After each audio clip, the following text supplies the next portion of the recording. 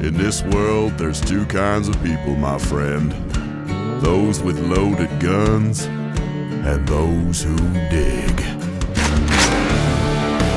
Broadcasting from a Montana wilderness fortress at the headwaters of the Missouri, this is Matt Christiansen Live.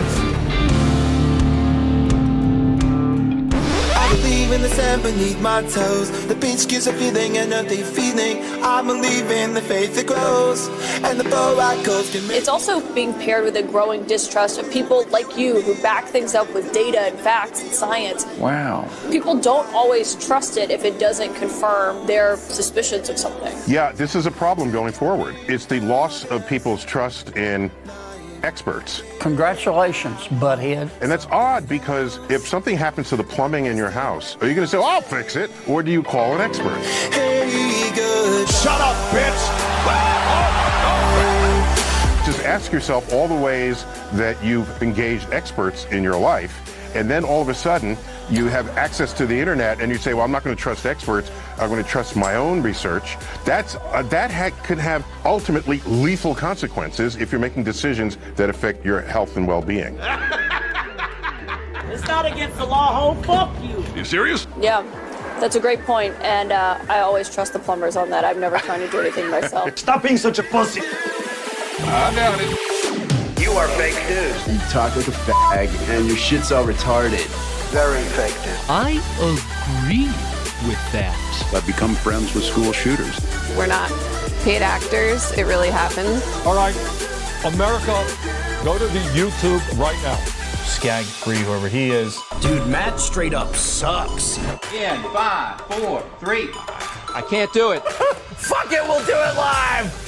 Hello and welcome to the show. This is Matt Christiansen Live for Sunday, December 15th, 2024. Thank you for tuning in. No guest tonight, just yours truly. But in the news this evening, ABC has just settled Trump's defamation lawsuit against the network. In the spring, George Stephanopoulos wrongly called Trump guilty or liable for rape in the E. Jean Carroll, with regard to the E. Jean Carroll verdict. So now ABC as a network, they're going to pay up. Nancy Pelosi fell down the stairs in Europe on Friday, broke her hip, had hip replacement surgery.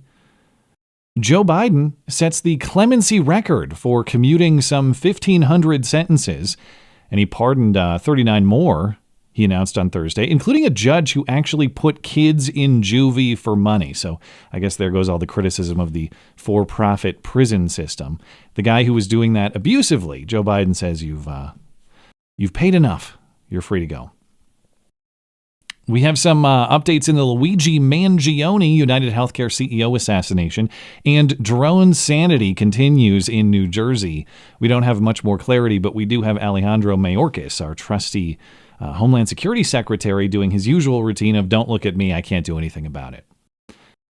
Before we get out of here tonight, hoax hate, and I have a personal story to offer.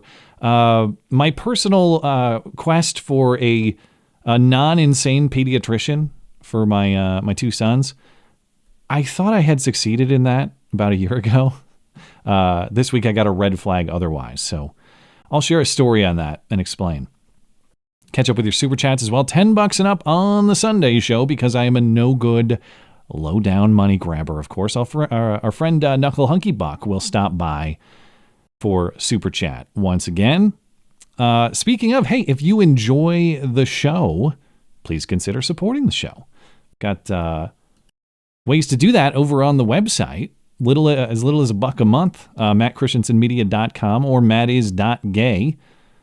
Listener support, of course, is what keeps my operation running, and it is hugely appreciated. There are perks available for your support as well. mattchristiansenmedia.com/support linked in the description.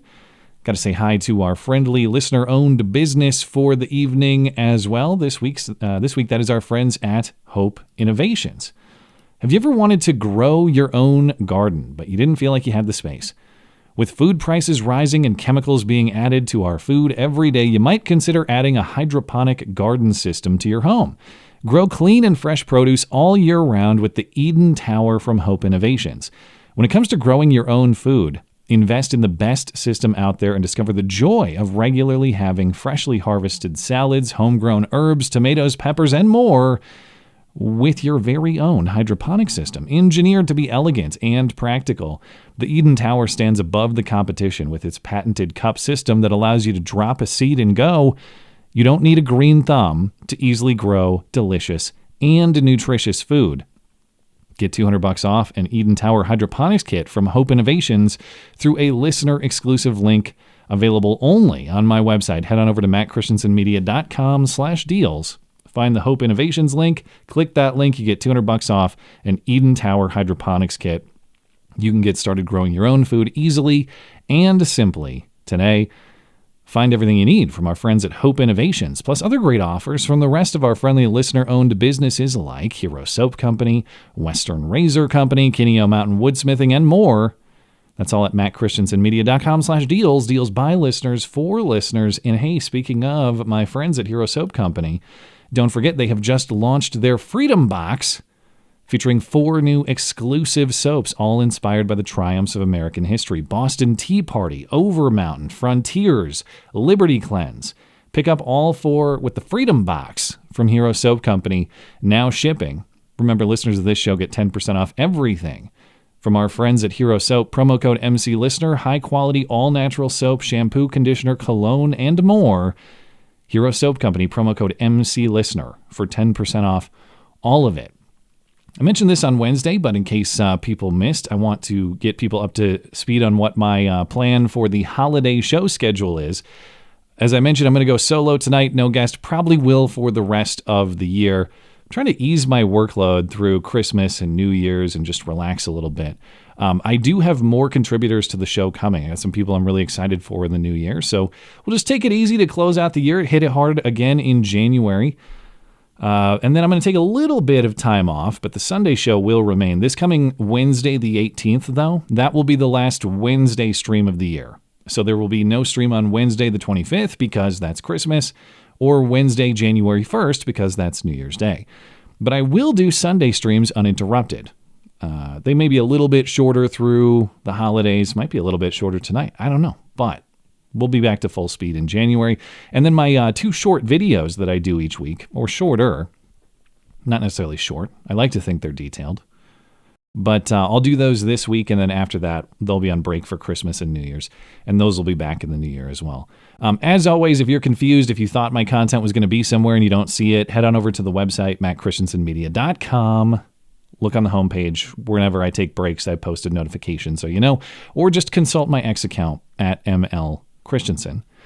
But hopping into the news, yesterday was the annual Army-Navy football game.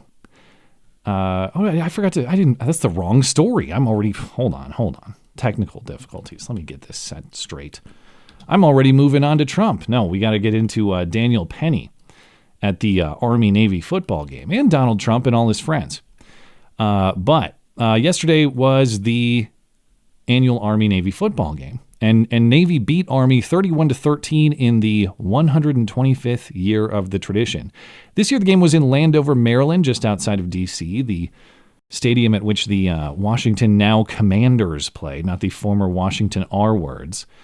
But Donald Trump and many of his people were there with him in his suite. J.D. Vance, Speaker Mike Johnson, Vivek Ramaswamy, Tulsi Gabbard, Pete Hegseth, Ron DeSantis. I even saw a photo. I think Elon Musk might have been there. I don't know. But notably, yes, Marine vet, student from New York, Daniel Penny. Of course, just acquitted on charges of killing Jordan Neely, the deranged drug addict subway hobo. So good for Daniel Penny. I hope he gets a job in the next administration. I propose Secretary of Choking a Bitch. Oh my God, bro! But on another Army-Navy game note, Joe Biden did not attend the game. And in fact, it turns out he has not attended a single Army-Navy game as president. So Scranton Joe and the commander-in-chief for the last 4 years, the king of blue-collar Americana, supposedly, never once showed up for the great tradition of both American sport and military heritage. But in defense of Joe Biden, I suppose maybe he's just based on football. And I got news. Wrong one. That's a big game, man. He knows about football. Joe Biden does. Daniel Penny, meanwhile, he's not finished up. Let me get this story up here too. Of course, he's acquitted, but he is not necessarily done with his legal battle. We know that his dad, Jordan Neely's dad, as I've mentioned, has appeared out of nowhere. He neglected his son for, who knows, many, many years until his son became a violent drug addict in New York and died on account of it. So Daniel Penny's going to have to deal with a civil lawsuit from Jordan Neely's dad, but even Daniel Penny's legal team is saying maybe they're not done. They are now talking about going after Alvin Bragg and Company for wrongful prosecution. And this is Daniel Penny lawyer Stephen Razor on Fox this week. And yeah, they're saying they may go after Bragg. This is not over from Daniel Penny's perspective. You're contemplating this malicious prosecution. How does this work? Who exactly are you going? Is this against Alvin Bragg? Who does this actually go against? Well, it goes against Alvin Bragg for the way in which he handled this case and the ethical lines that were blurred. The medical examiner's office, Chief Graham. For his involvement in this case, the record was made fairly clear as to the extent of his involvement in what occurred here. He was appointed by Mayor Adams, same political party as Alvin Bragg. There was collusion there. And the collusion began from the very beginning of this case and all the way through. The district attorney needed the medical examiner to act quickly, and he did just that. You had said there were motivations involved. What were the motivations that those offices did that would, in your estimation, break the law? It's not necessarily even about breaking the law. It's blurring ethical boundaries and failing to act in the manner in which you are expected because of your office. It was clear that there was a fear that if an arrest wasn't made and made very quickly, that there might be rioting in the streets, and that may ultimately look very bad for District Attorney Alvin Bragg. And if that in fact happened, that could affect his reelection. I don't know a lot about malicious prosecution law or malicious prosecution lawsuits other than they're very difficult to win. According to my 5-second research, they, being Penny's legal team, they would have to show that the prosecution, Alvin Bragg and Company, they brought their case without probable cause. That the true prosecution purpose was something personal, something malicious other than justice under the law. And even though Daniel Penny, I think, clearly acted morally, I think he acted within the confines of the law, as the jury saw, to the extent they couldn't agree on a conviction, of course. Probable cause is a very low standard of evidence, so I would actually be surprised to see his legal team bring this lawsuit. Downright shocked if they won it, but maybe a lot of things seem to be going the right way, or something closer to the right way these days. So maybe they got something up their sleeve. But speaking of unlikely legal outcomes, ABC has agreed to settle a defamation lawsuit against Donald Trump. Likewise, defamation lawsuits very difficult to win for a public figure like Donald Trump. Now, I know this isn't a win in court, but it's a win insofar as ABC decided that they'd rather settle the case than go through the legal process. A public figure like Donald Trump, to win a defamation case, as in someone lied about you in a way that damaged you publicly, because public figures, that's the nature of being a public figure, people talk about you. The standard under the First Amendment to be able to bring an action on defamation grounds is that the person who defamed you acted with actual malice, as in they knew what they were saying was false and they did it anyway. They weren't just negligent. They weren't just reckless. They weren't loose. They actually knew what they were saying was a lie and they did it anyway. So that's what Donald Trump and company were accusing George Stephanopoulos and ABC of doing. But as I mentioned, the case didn't make it to judgment. ABC decided to settle it over the weekend. But again, a big defamation win for Donald Trump. So what happened here? Back in the spring, There was a segment on ABC's This Week, which George Stephanopoulos hosts. And they were discussing the outcome of the E. Jean Carroll trial. Of course, the crazy old lady who said Trump raped her in a department store a million years ago, even though she can't remember anything about it.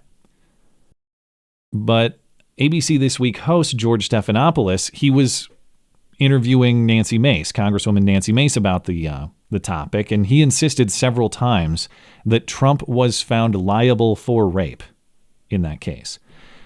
And at one point, Stephanopoulos even said that he was found guilty of rape, even though there was no guilt or innocence in this case, because it wasn't a criminal trial. It's liable or not liable. It's not guilty or innocent.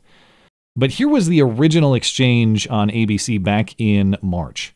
I'm asking you a question about why you endorse someone who's been found liable for rape. It was not a criminal court. It was a civil court. It was a civil court. And by the way, she joked about the judgment and what she was going to do with all that money, and I find that offensive. Why are you supporting someone who's been found liable for rape? I just answered your question. What is the answer? He was not found guilty in a criminal court of law. It was sexual abuse. It wasn't actually rape. They are afraid to come forward, as you said, because they are defamed by those who commit the rape. That's what Donald Trump has been found guilty of doing. He defended himself over that and denies that it ever happened.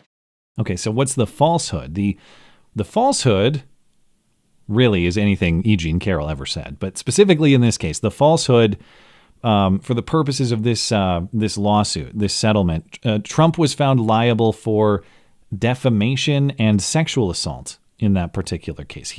The verdict, according to NPR's reporting here, the verdict did not involve a finding of rape as defined under New York law. So that statement that he was liable for rape or even guilty of rape, that is not true. Donald Trump was going to make the case that George Stephanopoulos knew that wasn't true and said it anyway. George Stephanopoulos and ABC, apparently they decided, we'd rather not go through that process and we'll just settle with you. The settlement was announced yesterday, just as the two sides were ready to sit down for depositions, as in a lot of people at ABC, including George Stephanopoulos himself, reportedly, they were going to have to testify or, submit to an interview out of court, but sworn under oath, under penalty of perjury. So they decided they don't want to do that. And they're agreeing to, I suppose, as a technical matter, they're not admitting liability for the defamatory statements. But if you decide that you'd rather hand over millions of dollars than go through the process to defend your non-liability in that case, one might infer some conclusions based on that. But what is the settlement? ABC is going to pay $15 million or set aside $15 million to be used later for Trump's future presidential library and foundation. ABC has also agreed to pay Trump $1 million for attorney's fees, and they're going to add a note to the bottom of the relevant reporting. ABC and Stephanopoulos also agree to issue an apology. Now, I'm not sure if that's going to be in writing or if that's also on air. I did watch a George Stephanopoulos on This Week this morning because I often turn that Sunday show on just to see what they're talking about. And I wanted to see if he actually apologized. As far as I saw, he didn't, but I didn't see every minute of the show either. But now Trump is officially guilty of rape or liable for rape because he raped ABC's bank account and George Stephanopoulos' last shred of dignity. Took them both straight to the dressing room. So good for him. Other big news this weekend. Nancy Pelosi almost died, kind of. Of course, every day at 84 years old, he is almost dying. But Nancy Pelosi, I guess she pulled a Humpty Dumpty. She had a great fall on a trip in Europe. She was in Luxembourg with other members of Congress to commemorate the 80th anniversary of the Battle of the Bulge in World War II, December 1944. Nancy Pelosi is older than the Battle of the Bulge. Good God. Okay, yeah, Nancy Pelosi was a toddler walking around when those guys were fighting, apparently.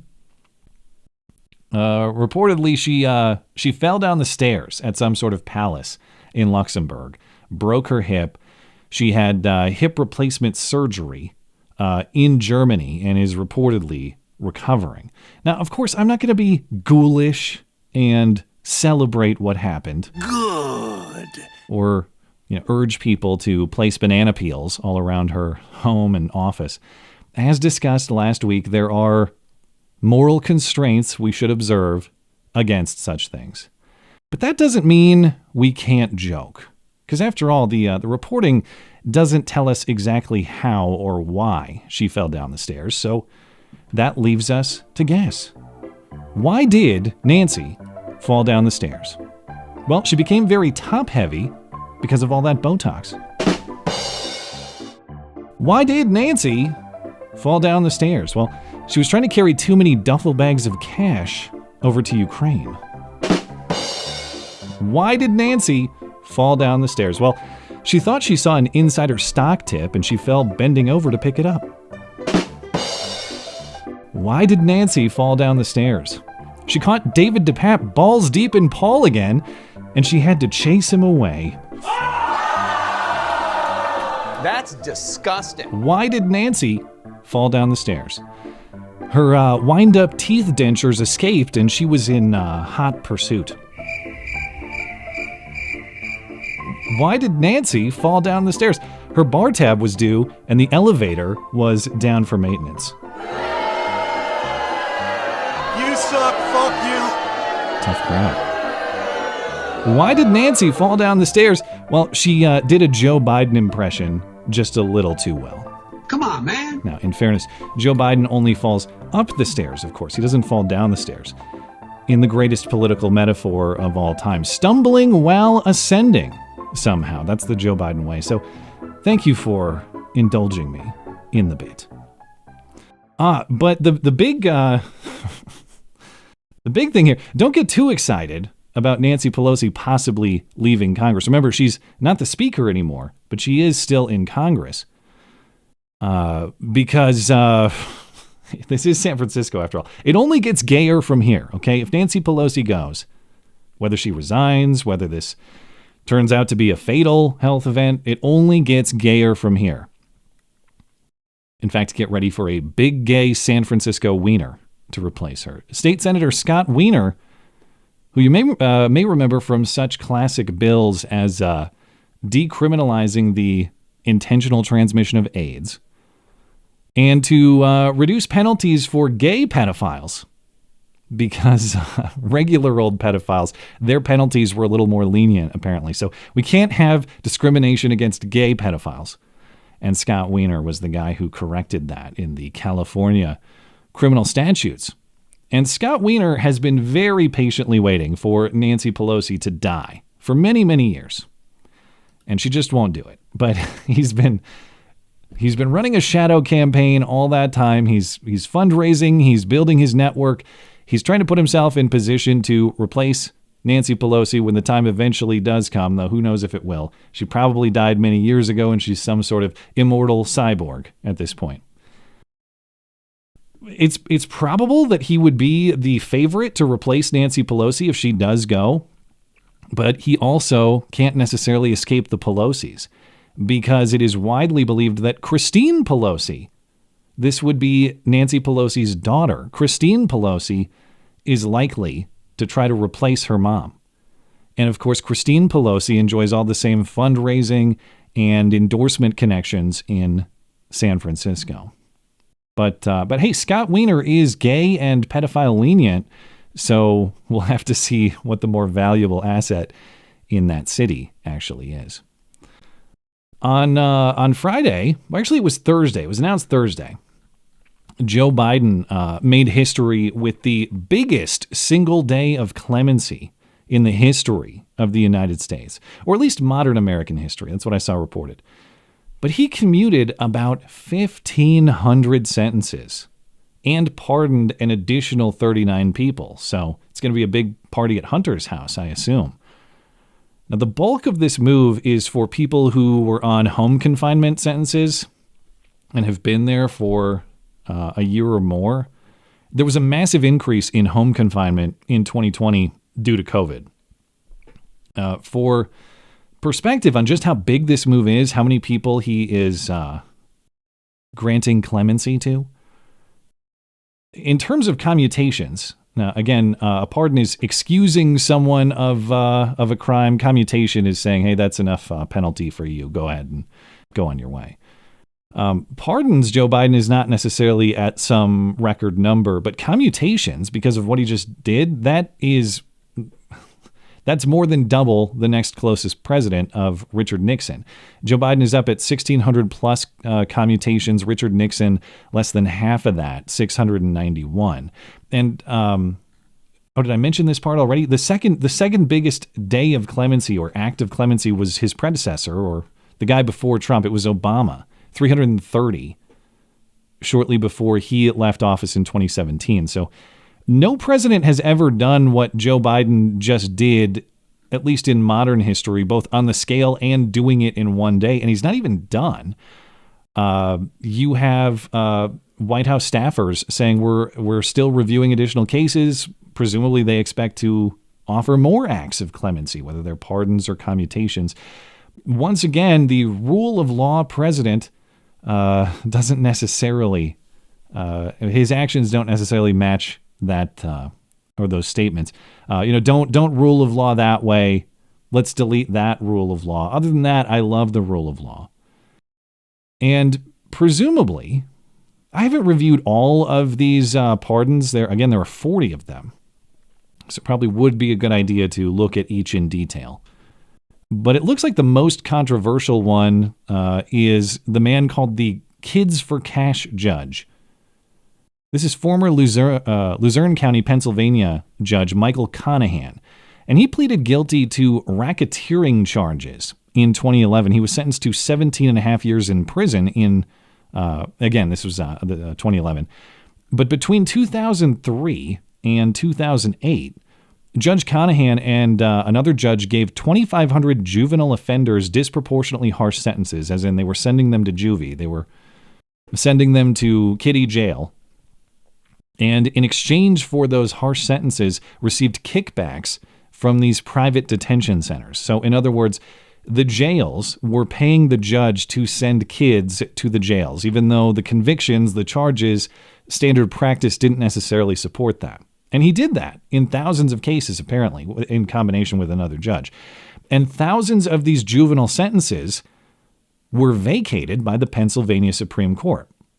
Federal prosecutors called the scandal the worst in Pennsylvania history. So for all the progressive critics of for-profit prisons, the business of locking people up, here's your guy, Joe Biden, letting the guy who actually did that to kids, put kids in jail or the juvenile equivalent for money. This is your guy. Again, do his actions actually match his words, his rhetoric, his supposed philosophy? You be the judge. Now, as far as why Joe Biden did this, he didn't offer case-by-case commentary on these pardons. As far as like, this is why I did it for this guy, and this is why I did it for that guy. We don't necessarily have that explanation. Presumably it was very long ago, so who cares anymore? That was 4 days ago, 5 days ago. Or maybe the corrupt judge had arranged for some of those kickback bucks to go to the big guy instead. That'll settle the matter. Now, I joke, I don't have any evidence of that, but Joe Biden is a notoriously corrupt man, and this guy in Pennsylvania, a notoriously corrupt judge, a lot of money to play with. This judge made millions of dollars on this scheme, according to prosecutors at least. So who knows? Who knows if there isn't a little friendly interaction at work here. There was also some commentary about Biden supposedly pardoning a Chinese national who was caught with a bunch of child porn. Strictly speaking, that's not accurate, but it is kind of accurate, if not mostly accurate. It was a distinct act, but the facts hold up. Shanlin Jin is a former Texas college student from China. Again, Chinese citizen. Reporting I see here from PolitiFact says he has connections to China's Communist Party. What does that mean? I don't know. But, guy from China, he's here to go to school. He was caught with 47,000 child porn images on his computer. 47,000, okay? He was sentenced to 8 years for that collection. And Biden, he didn't commute the sentence as in, that's enough time for you, Mr. Chinese child porn guy, you're free to go. He did this as part of a prisoner exchange with China. So again, it's not setting this child porn guy free.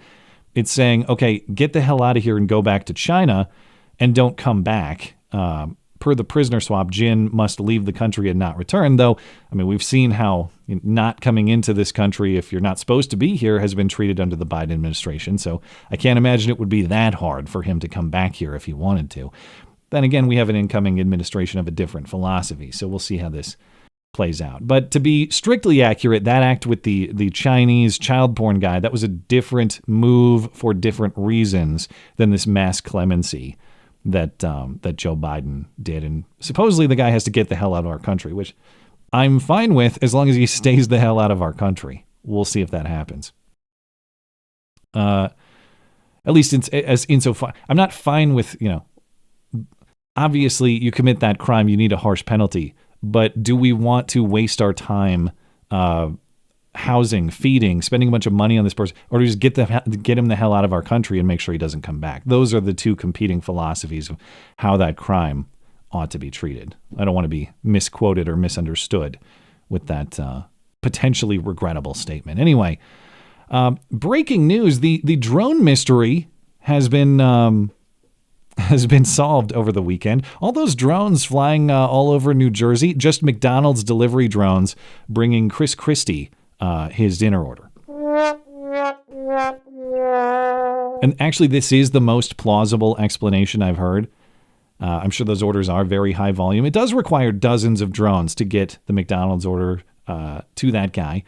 This, of course, is just some AI art from Donald Trump over the weekend. But as far as AI art goes, very, very high quality. I play around with Twitter's AI myself, Grok, to try to do some show thumbnails or other applications. And sometimes it really nails it, and sometimes you have to spend a lot of time trying to get it to refine it. Whoever typed in the prompt for this one, A+ work. And I wish I knew how they handled Grok the way they do, assuming Grok did this one. Anyway. Days and weeks later, and into this drone scandal in New Jersey, we still have no official update, no official explanation as to what exactly these drones are. On Wednesday, we talked about Congressman Jeff Van Drew from New Jersey. He said these are all Iranian drones operating from some sort of offshore mothership. John Kirby, the White House National Security Advisor, he said these are mostly just airplanes or other legal manned aircraft mistaken for drones. Videos of the drones all over X. Nobody can conclusively identify what these things are. Nobody knows because as far as I've seen, there were some claims that one was downed, but I didn't see any follow-up on that. So maybe I missed it. But really nobody, or at least very, very few, we haven't downed one to examine. So we don't know what the hell we're dealing with. And as I heard Dan Bongino saying on his show this week, no matter what's going on here, it is a scandal. Because either the government doesn't know, like they say, and if they don't know, that's a scandal, considering it's your job to be aware of what sort of things are flying around in our airspace and protect us from potential risks flying around in our airspace. If the government does know, and they're saying we don't know, and they're lying to us, that is also a scandal. So no matter what is going on with DroneGate, it's something scandalous. But the most informative report that I've seen on Drone Mania comes from News Nation reporter Rich McHugh, and he was reporting alongside the Ocean County Sheriff's Department in New Jersey, and that Sheriff's Department has a drone unit, and they took their own drone, and they tried to track the mystery drones and these unidentified aircraft, whatever they may be, and in this process, he learned several things. Number one, as discussed on Wednesday, the drones are large. They're 8 to 10 foot wingspans. They were described when we were talking about it on Wednesday as the size of a car, an SUV perhaps. That's consistent with what he's saying. According to his reporting, they don't give off heat like other drones do, which makes them difficult to track, at least for this sheriff's department. And according to this sheriff's department and the Coast Guard, some 50 of these drones came off the ocean recently together. So perhaps, at least in cases, they're operating as some kind of swarm. When this story first came out a few weeks ago, as a resident of New Jersey, as a journalist, I didn't pay it much credence. I thought it would turn out to be a bunch of pranksters and this would all be over by now. The experience I had last night, however, changed the way I feel about this story completely. What I saw was more sophisticated than I ever imagined. If you look real close, they look like fixed-wing aircraft, about 8 to 10 feet wide, colorful, white blinking lights. That is not a plane. Definitely not an airplane, but what was it? Hours earlier, I was invited to join the Ocean County Sheriff Department.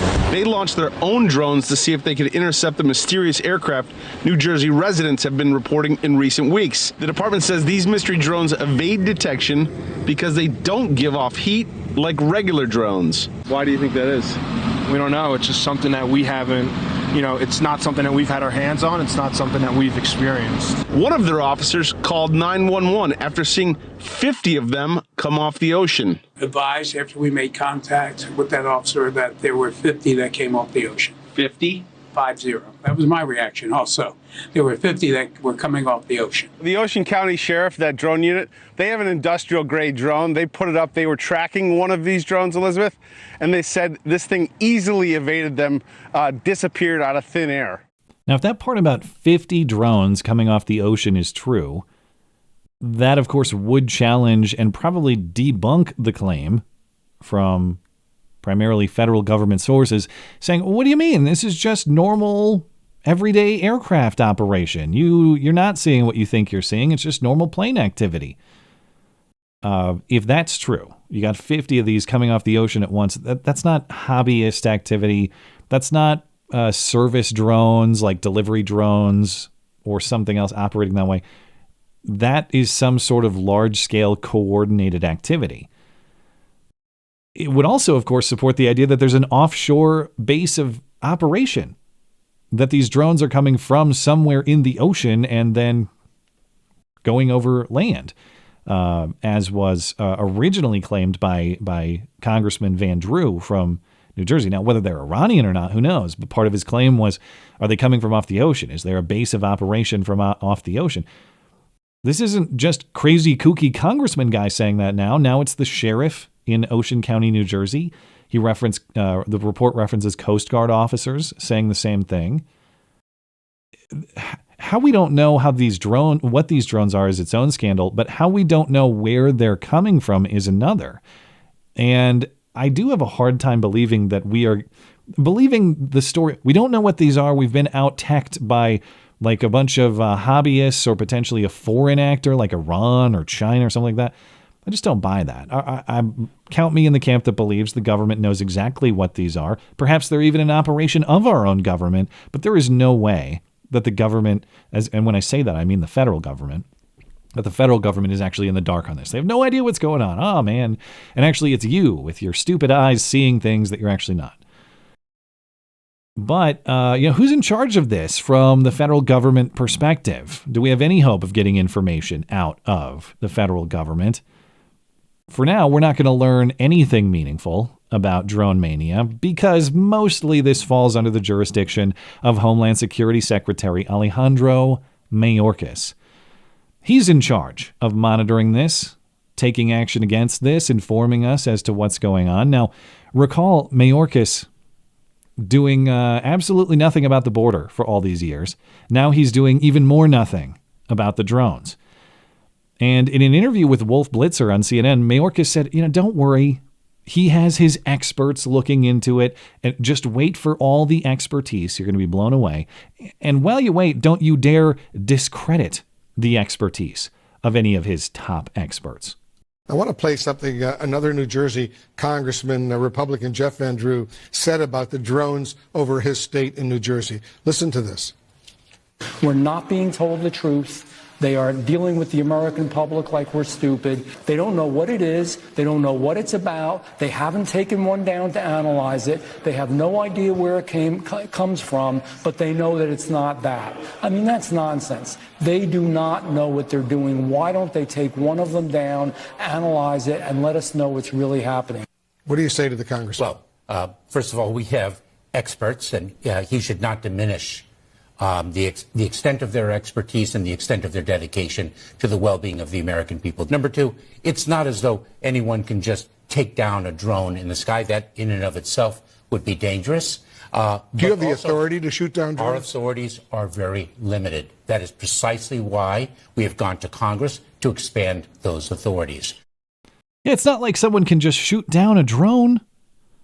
Well, yeah, not just anyone. The federal government bans us from doing that, as we saw with that guy in Florida, the delightful elderly man who made the George Floyd joke, who tried to become a drone vigilante with his trusty 9mm. We get in federal trouble if we do that. But you guys, as in Alejandro Mayorkas and the rest of the Department of Homeland Security and the federal government at large, you're not just someone. It's not like someone can just shoot these down. You are not just someone. You are the Federal Department of Homeland Security, and whoever is operating these drones is potentially threatening or violating our homeland security. Seems like you might be someone to have something to say about that or do something about that. But actually, he doesn't have the authority, Mayorkas says. There's nothing really he can do about it because his authority is limited. You heard him mention it there in that segment with Wolf Blitzer. He repeated it this morning with George Stephanopoulos. Hey, man, my hands are tied. We got to get Congress to do something about this. President-elect Trump has put out a post on this. Mystery drone sightings all over the country. Can this really be happening without our government's knowledge? I don't think so. Let the public know and now. Otherwise, shoot them down. Your response? We are aware of the drone sightings, as I've said. With respect to the ability to incapacitate those drones, we are limited in our authorities. We have certain agencies within the Department of Homeland Security that can do that, and outside our department. But we need those authorities expanded as well. Remember, this was the same bit with the border. Well, actually, we don't have the legal authority to stop all those illegals crossing. We need Congress to act. Now, technically, Mayorkas may have a partial point here, but I don't think that excuses what's going on. I just want to explain what he means. Per cartels using drones to smuggle drugs at the border, which has been ongoing for quite some time, Border Patrol actually can't shoot down those drugs. So those drones carrying drugs. We've got reports here in the Telegraph, drones, more than 1,000 drug-laden drones. So tons and tons of drones crossing the southern border, carrying drugs, and our Border Patrol can't do anything about it. Why? Because technically the airspace is the jurisdiction of the Federal Aviation Administration, the FAA. And so the Border Patrol, they are strictly prohibited from doing anything to stop these drug-carrying drones from their activity across the border. That's what Mayorkas means. Well, technically, Homeland Security, we can't do anything about the airspace. That's under the FAA. Congress would have to give us authorization to do something about the airspace. Okay. Whether it's specifically Mayorkas' fault or not, you work for the Department of Homeland Security. And there's the Federal Aviation Administration, the federal agency in charge of the airspace. You would think that maybe those two agencies might work together a little bit insofar as the airspace could theoretically be used to threaten our country, a violation of our homeland security. But no, if we believe Mayorkas, I guess these are completely disconnected agencies, incapable of operating together or cooperation. It's two nonsensical messages simultaneously. On the one hand, we've got our most experts with all their expertise working on it. But on the other hand, the actual experts are over there. And because they're in a different building under a different department, there's no way that we could ever actually cooperate to solve this. And again, like, is it Mayorkas' fault that his jurisdiction is technically limited in this way or that way? He's done a lot of things for which he bears personal responsibility. If it's not this, it's still a question of what kind of federal government do you want? When everything is so bloated that there's a department of this and that and every little technicality, there's actually no department of anything, because all it becomes is a whole pile of rules and regulations and nonsense with people just sitting around in a circle pointing fingers at each other. They're all the department of pointing fingers when the government gets this big. Nobody's focused. Nobody actually knows how to solve a basic problem like, why are there mysterious aircraft flying in our sky? It seems like a national security issue we ought to address. Mayorkas is a piece in a giant problem here, a government that is so big that it actually can't handle basic government functions like border security. Now, I'm not saying decisions weren't made to do that in the context of the border, active decisions to allow people across the border in the way that they have. I'm just saying, like, this is, even though the tech is new, relatively speaking, even though this is like some sort of new high-tech thing that we're facing as a country, questionable drones flying into our airspace, this is stuff that goes back centuries or to the very dawn of time. Like, is your society capable of defending potential attacks against it, whether it's arrows flying in the sky at you or whether it's weird high-tech drones? And if your government is so bloated that it actually can't handle the basic tasks, yeah, that's the point that we're at. You just have infinite departments of finger pointing, and Mayorkas is one of them. But on that topic of infinite idiotic experts that we're all supposed to trust, but actually do nothing or potentially even damage our lives, there was some commentary from certified scientific expert Neil deGrasse Tyson, who appeared with Caitlin Collins on CNN this week. You heard it in the intro. And he said, if you don't trust the experts, you might die a fool's death, actually. Now, we've heard that in several different iterations over the course of the last 4 years. But his reasoning in this case I found to be especially stupid. It's not just always renewed engagement. It's also being paired with a growing distrust of people like you who do what you do for a living, who back things up with data and facts and science. People don't always trust it if it doesn't confirm, their suspicions of something. Yeah, this is a problem going forward. It's the loss of people's trust in experts. I mean, let's put it just out there in that way. And that's odd because if something happens to the plumbing in your house, are you going to say, I'll fix it? Or do you call an expert, right? Just ask yourself all the ways that you've engaged experts in your life. And then all of a sudden you have access to the internet and you say, well, I'm not going to trust experts. I'm going to trust my own research. That could have ultimately lethal consequences if you're making decisions that affect your health and well-being. Yeah, that's a great point. And I always trust the plumbers on that. I'm never trying to do anything myself. Yeah, don't learn a new skill. You might die. Don't become self-sufficient. You might die. The reason you actually hire a plumber or you don't hire a plumber to work on your house, it's not because you are incapable of understanding all the sophisticated technicalities of plumbing. Now, the reason you hire that plumber is because you've determined that the price of paying him to do the work is lower than the price of you learning to do it yourself. Now, sure, I could figure it out, but I have another job. I work at the office. I've got kids. I need to spend time with my kids. Whatever other obligations occupy my time. And so in my judgment, paying that guy, the plumber, to fix the plumbing issue in my home, I spend a couple $100, whatever it is. That's better than spending hours learning how to do it, and then the cost of materials, and then the hours actually completing the fix or doing the work. That's why you hire the plumber. It's efficiency. It's not because the plumber is this magical person who understands all the technicalities of plumbing that your feeble mind never could. It's actually very good to develop these skills, whether they're practical like plumbing or intellectual like understanding an academic discipline like Neil deGrasse Tyson. In other words, wouldn't it be good to know how to fix the plumbing in your home and be able to do that if you had to? Wouldn't it be good to understand the electrical system in your home and be able to fix it or modify it if you had to? Wouldn't it be good, for example, to be able to build a house from foundation to roof and understand every detail about that? Doesn't that same idea apply, yes, to scientific concepts? Wouldn't it be good if you understood biology? Wouldn't it be good if you understood chemistry or physics? And so instead of a fear of learning these things, as Neil deGrasse Tyson is encouraging here, shouldn't we encourage people to learn, to develop themselves into smarter, better, more capable people and a smarter, better, more capable society as a result. What Tyson is advocating for there is a life of dependency. Oh, don't try that. You'll never be able to do it. Oh, don't learn that. It's far too complicated and sophisticated for you to understand. Don't better yourself. Become stupid. Become pathetic. Rely on others to do it for you. That's what he's talking about. In other words, be controllable.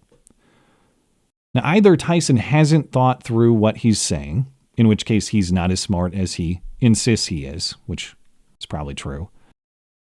Or what he's saying is, in fact, part of something more sinister. Science, of course, as a disguise for control. Now, I know we've seen a lot of that over the last 4 years. But what's he saying here? Science, it's a set of concepts, too complicated, too sophisticated for you dumb rube, to understand. So, don't try, defer to authorities to tell you what to do, because after all, they're smart, you're just the idiot rube. And I'm convinced that's the game, not just because we've seen it for many years now, but because everything Neil deGrasse Tyson just said there is anti-scientific. It's not just pro-control for him and his preferred cabal. It's anti-scientific. Science is the disguise. Don't be curious. Don't ask questions. Don't learn about things yourself. Don't develop skills. He's not describing a scientist. He's describing a slave.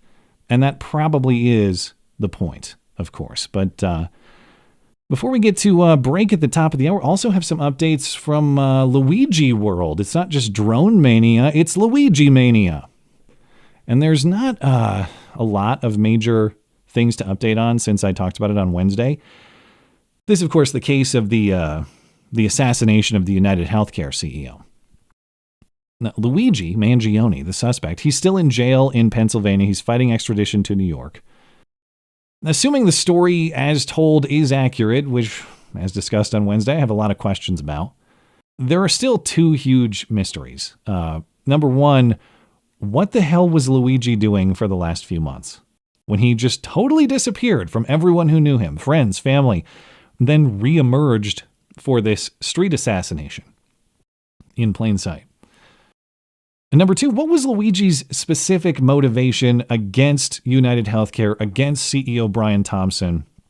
I know we got the manifesto. It's brief. It covers general topics, but we didn't get a clear idea of why this guy, this company in particular. Well, one thing we do know from the company is that Luigi himself did not have a United Healthcare insurance policy. This is not a matter of some sort of dispute about a claim, an insurance claim between Luigi Mangione and United Healthcare. It's not personal in that way. United Health confirmed this week that Luigi did not have a health insurance policy with the company. They issued a statement.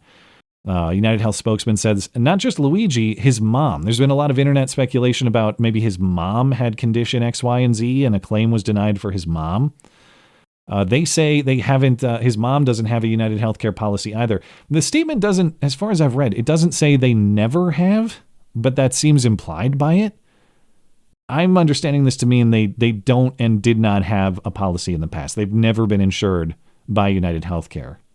But perhaps there's some clever wording there, and there was a past policy, and they're trying to, I don't know. But I understand this to mean that United Healthcare and Luigi didn't have a relationship current or prior. Now, in his manifesto, Luigi mentioned United Healthcare as one of the largest companies in the country and the largest healthcare company in the country, or one of the largest company in the healthcare sector, even though they're not a provider. But you get what I mean. So investigators are now working under the theory that Luigi targeted CEO Brian Thompson for symbolic ideological reasons. Luigi doesn't like health insurance companies generally, so he targeted the head of the biggest health insurance company in the country, and that would be Brian Thompson, even though they didn't necessarily have a personal or a business connection in that way. So we'll see. Luigi has retained some sort of really high-power, high-profile lawyer. I haven't looked into this person, but people are talking about that. So we'll see. Again, like, even if the dispute is about Luigi's family, his mom, whatever, as we talked about on Wednesday, this is a very well-off family. I don't say that with any kind of negative connotation. Good for them. They're successful. What I am saying is I have a hard time believing that this family struggled to access healthcare in any context based on the wealth in the family. I don't know. I don't know their exact circumstance. I'm just saying that based on the businesses they own, the real estate they own, all that kind of stuff. It doesn't seem like they would be in position to be really struggling to get care that was needed. And so I have a hard time believing there's some kind of personal motive in that way, but we'll see where this case goes. There was a copycat. Luigi has a big fan club, as we've been talking about, but he had a copycat this week, at least in making a threat. A woman named Brianna Boston was arrested and charged in Lakeland, Florida. Something of a copycat threat she made. She has some kind of dispute with Blue Cross Blue Shield Insurance about a claim that she's trying to get paid. And in a phone call with a Blue Cross customer service representative, she said, "Deny, delay, depose, you're next," or "you people are next," of course, referencing the words that Luigi wrote on his ammunition casings. Well, now she's charged for making that threat, and she's on house arrest. The nature of the threats, we would also be asking for GPS with house arrest conditions to protect the community. With her head in her hands, Brianna Boston learned she would be held in jail on $100,000 bond. The Polk County judge adding the bond was appropriate given the, quote, status of our country. Authorities say in a recorded phone call about a denied insurance claim, Boston told a Blue Cross Blue Shield employee, quote, "Delay, deny, depose. You people are next," end quote. The language matches the words police say were written on the shell casings found at the United Healthcare CEO's murder scene in New York City. The mother of three told police she did not own firearms and was not a danger to anyone. But she added, healthcare companies played games and deserved karma because they are evil. Now, based on what she said there, I mean, we don't have like a recording of it. We just have a quote as provided by investigators and reported in the media. I don't necessarily think it's unreasonable to investigate what she meant when she said that on the call, maybe talk to her about it. I do have hesitation about a charge in this case, though. If that is a threat outside the scope of the First Amendment's protection, I think a lot of things are. Quoting the words of an alleged murderer, not even a convicted murderer at this point, an alleged murderer, in a generic way, to me, is not a specific threat. I assume the "you people are next" part of the quote is what makes it a threat in the mind of prosecutors. Obviously, just saying deny, delay, depose, or whatever, that's not a threat, but it's the "you people are next" part. Even if we consider that a threat, though, say outside the scope of the First Amendment's protection, she's, according to reporting, facing 15 years in prison, potentially. Now, that would be max. She's not going to get that, even if she was convicted. That's kind of insane, though, to think that that's even on the table. Now, according to a legal analyst quoted in the local Tallahassee paper, saying Boston's words are a true threat outside the First Amendment's protection.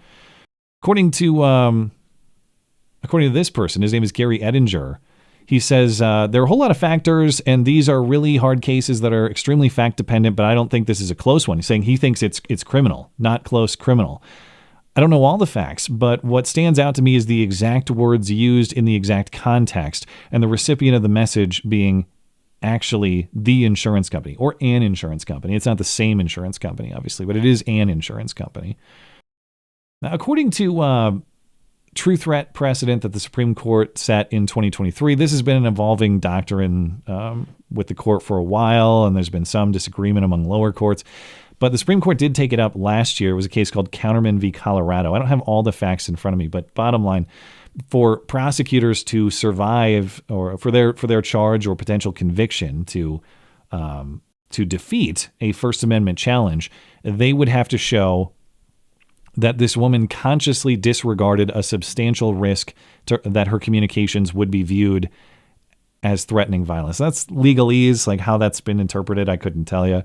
But what they're saying is that woman should know that what she's saying is a credible threat of violence, and that a reasonable person would interpret it as a credible threat of violence. And to me, there's too much ambiguity in that statement. You people are next. Who's you people? The customer service rep, I guess? I don't know, CEO. By whom are they next? Is she going to do it? Is Luigi going to do it? And according to what means? You could say that the reference to Luigi, at least the words he had on his casings, that means by gun. Anytime we're dealing with implication, though, there's a lot of implication here. There's inference. There's ambiguity. And in my opinion, ambiguity on matters of free speech, ambiguity should defer to free speech principles, the protection of the First Amendment. And that's not to say there is no resolution here. Like, if you believe that this woman made a threat and that Blue Cross employees are reasonable to be afraid and they don't want anything to do with her, I don't think the answer is putting her in prison necessarily. I think the answer is you get a restraining order. She is to have nothing to do with Blue Cross people. And if she violates that, then you've got a legal matter to resolve. But I don't think the solution here is threatening a mom with prison because she got a little heated in a phone call and said some words. That would be my preferred legal resolution in this case. But hey, that brings us to the top of the hour, and we got to get to some super chats, which we'll do right on the other side of the break. Stand by.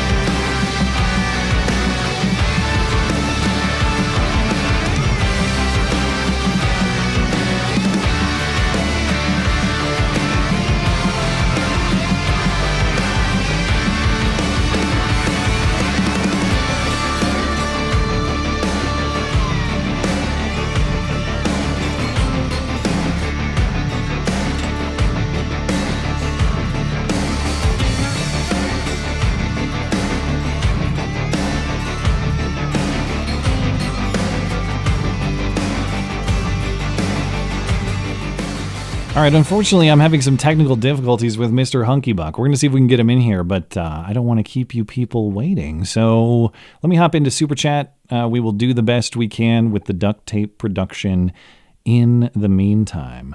Over on YouTube, Colton Regal says, tobacco harvest went well, so here's a few for you. Get yourself a nice hot cup of wassail. God bless you, and and send you a happy new year. Well, I'm glad to hear. I didn't know you were a tobacco producer, Colton. So here's to a productive harvest, and thank you for the well-wishing. Very much appreciated. Merry Christmas, you filthy animal.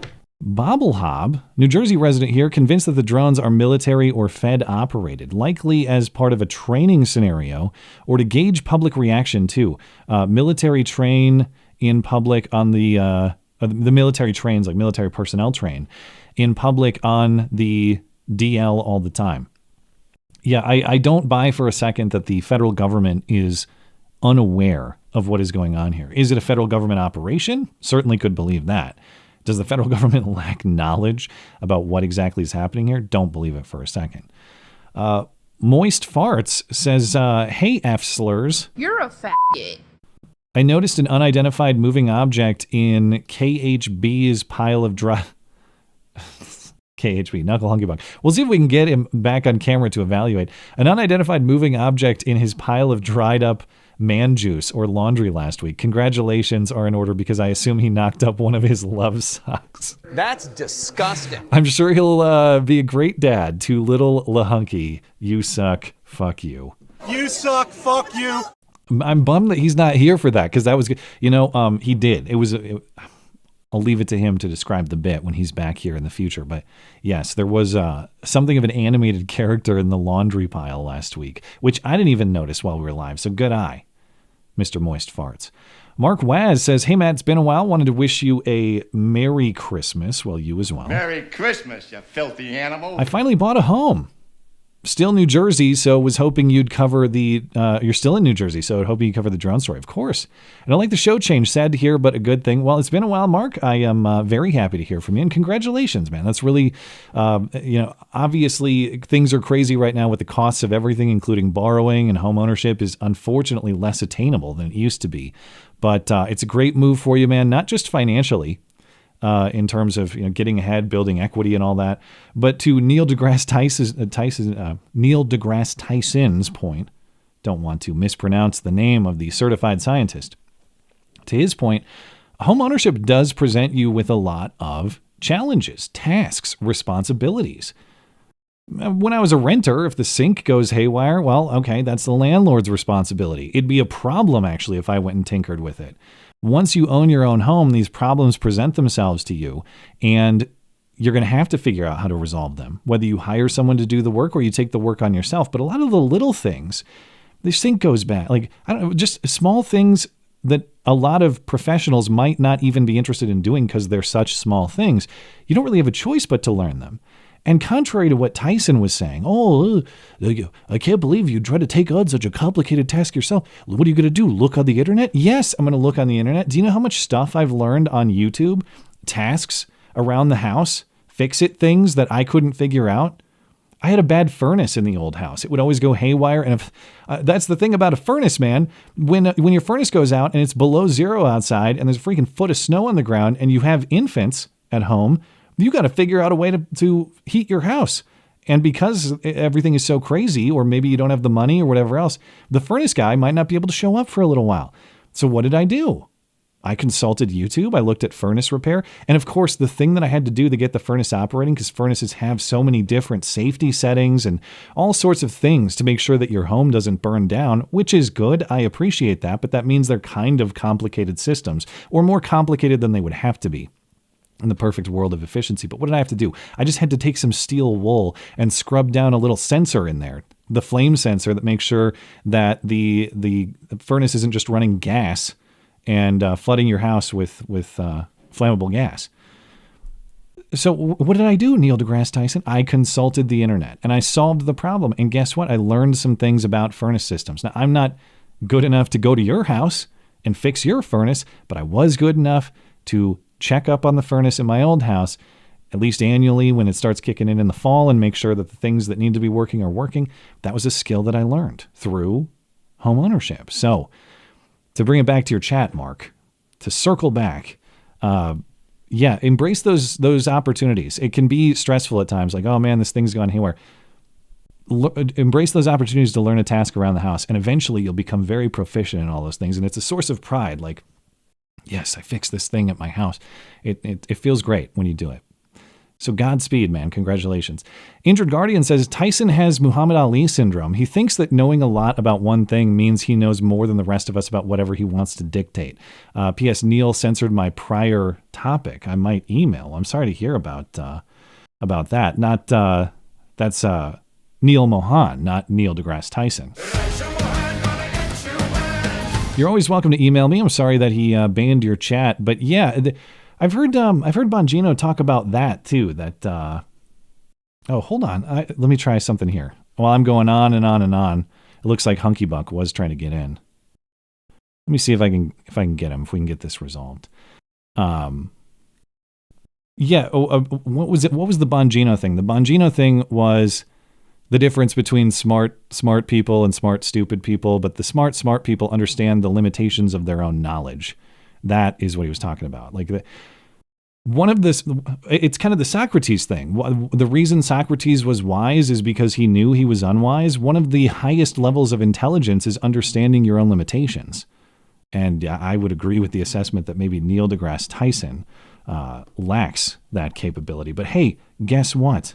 Knock, knock. Who's there? Knuckles.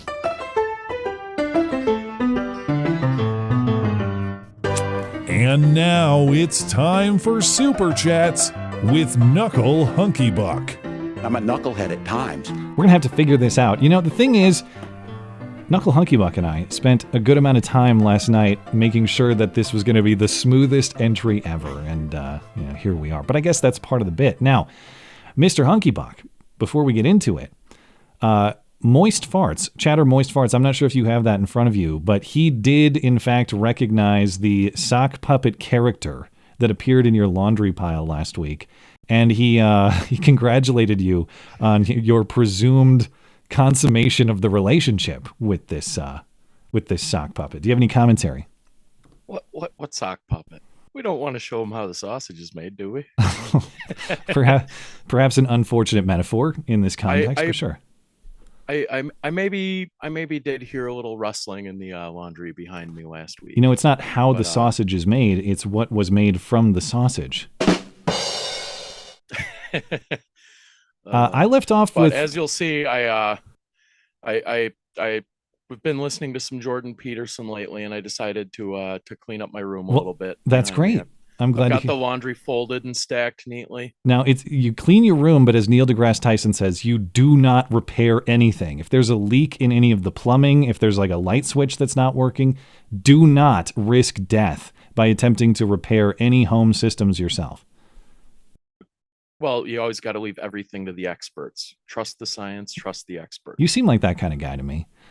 All right, I left off with Mark, who just purchased a house. We were talking about that, but I got Injured Guardian as well. Thank you, Injured Guardian. And then I'll move over to Rumble. I'll tell you what, I think it's just Esoterica Unbound on YouTube, so let me grab that one. The federal government's best experts are indeed working on the drone question, but my experience is that the expertise most valued within the federal government is expertise in evading responsibility. That's true. They are very competent at that, I would say. Let's hop on over to Rumble. You got Rumble?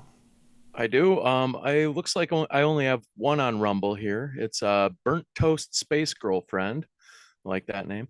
I hired a plumber who made the problem so bad that his expert skill burst the pipes in my wall, and I had to hire an entire whole ass construction. Oh, a whole. That's confusing wording. Sorry. You suck. Fuck you. A whole ass construction crew to rebuild my kitchen. Tyson is feeble. That's true too, and I actually that's another point I should have thought about when I was talking about his supposed wisdom. There is just because you bring in an expert doesn't mean they are one. For example, I gave a story about how proud I am that I was able to fix the faulty furnace at my old home, and what an accomplishment that felt like. I also, at one point in that home, hired a tile guy to renovate the bathroom and build us a tile shower. And that guy made many very costly, highly consequential mistakes, and it turned into a disaster. But he was an expert. I probably could have done better myself if I would have dedicated a few hours to learning the artistry of tile. There's speaking of burst pipes, there's actually a pipe in my wall that before this house was purchased, like the previous owner had apparently something wrong, that they were probably just nailing a picture into the wall and didn't pay attention to where they were nailing, didn't look for a stud, punctured a pipe or something like that, had to tear a hole in the paneling. And so when I moved in, a friend of mine took a picture of it discreetly when I wasn't watching, went home, painted a picture of the wood paneling with the hole in the wall with the pipe, and hung the picture over the hole in the wall with the pipe. So I have a painting. That's how you fix it. Well, it is, first of all, great story, compelling and rich. But in it, there is some wisdom to that. And I say, my mom always taught me done is better than perfect. And that doesn't mean you cut corners. Okay, that might be a little corner cutty. But as is the theme of this show, throughout the previous iteration of it, duct tape solutions, man. Duct tape production. Not everything can be hyper professional or the best ever. You got to deploy the duct tape where the duct tape is necessary, and that sounds right on brand with that. I actually have a few on Rumble, so it might just be when you opened it or whatever.